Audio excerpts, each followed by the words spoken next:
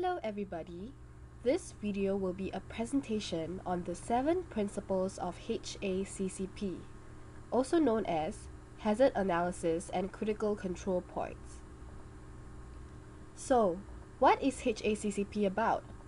haccp is actually a quality assurance system designed to prevent problems before they actually happen.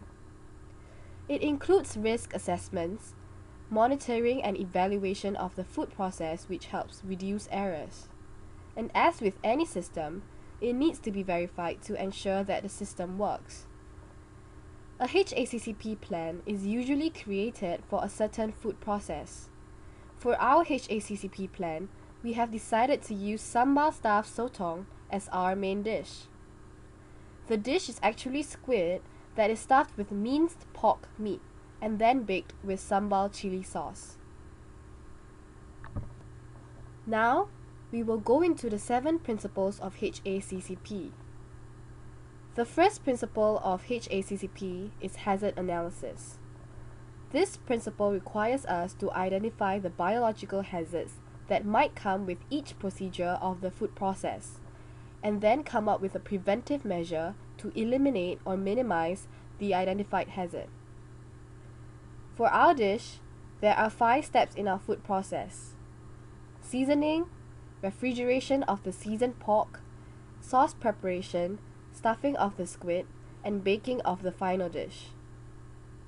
Our main concern is the raw pork and raw squid, as these ingredients are vulnerable to microbial growth. We have identified 4 biological hazards in the seasoning step: Salmonella, Campylobacter, Listeria monocytogenes, and Taenia solium. This is due to the fact that the time taken to season, as well as the environment, provides favorable conditions for bacteria to multiply. Preventive control measures, such as seasoning as fast as possible, should be taken. Working as fast as possible reduces the level of contamination when the pork is exposed to the atmosphere, as well as minimizes bacterial multiplication. In the other 4 steps of the process, there are no hazards introduced, but if not done properly, hazards will arise due to contamination. In these 4 steps, preventive control measures generally consist of personal hygiene habits that trained personnel would be aware of. Examples are wearing gloves at all times and not coughing and sneezing when preparing the food. The second haccp principle is the identification of critical control points. This principle requires us to determine critical control points. Critical control points are any point or step at which control can be applied so that a food safety hazard can be prevented, eliminated, or reduced to an acceptable level.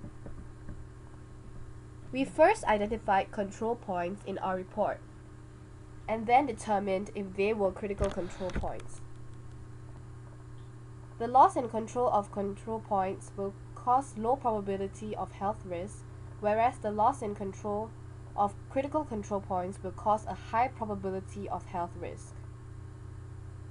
Critical control points are the points that we need to be aware of, as if the critical control point is wrongly identified, serious health hazards will occur. In our food process, we have identified 1 critical control point eventually.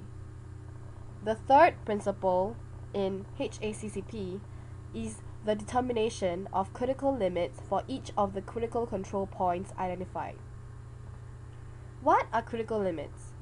They are the maximum or minimum value to which a biological, chemical, or physical parameter must be controlled at a critical control point to prevent, reduce, or eliminate to an acceptable level the occurrence of a food safety hazard.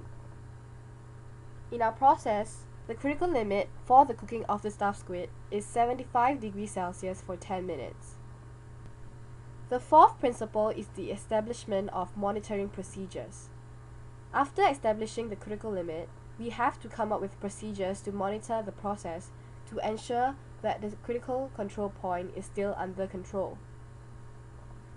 Monitoring procedures include visual observations, temperature measurements, and time assessments. In coming up with monitoring procedures, it is important to consider four things. What is being monitored? How is monitoring being done? The frequency of the monitoring, as well as who is doing the monitoring. In our food process, we will be monitoring the internal temperature of the pork meat. The trained assistant chef will pierce the kitchen thermometer into the center of the stuffed squid. We will be conducting non-continuous monitoring by measuring the internal temperature of 1 in every 5 squids prepared. The fifth principle is taking corrective actions when a critical limit has not been met. When a critical limit has not been met, it is called a deviation. This table shows what is being done when a deviation has been identified. The deviation has to be first identified, and then it needs to be brought under control. Steps will then be taken to prevent deviations from occurring again.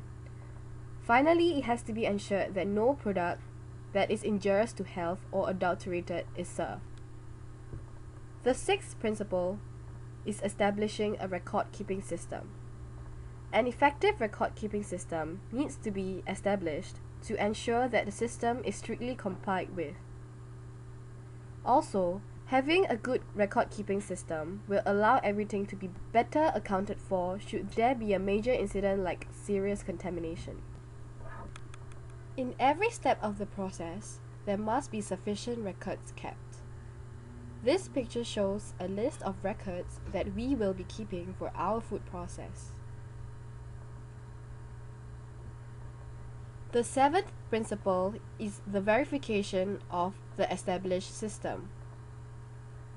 In order to ensure that the established system is working according to our haccp plan, verifications have to be carried out. Examples of verifications are routine checks to ensure that the workers are doing their jobs and they are also in their proper attire.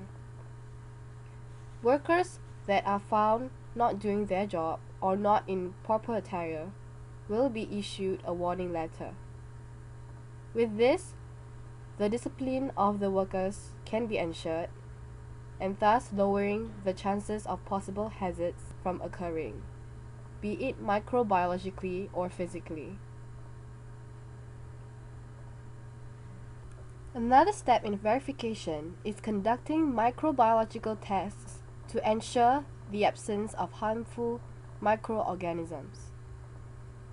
This video has thus covered the 7 principles of haccp and has hopefully highlighted the importance of each principle when constructing a haccp plan. We hope you have a nice day.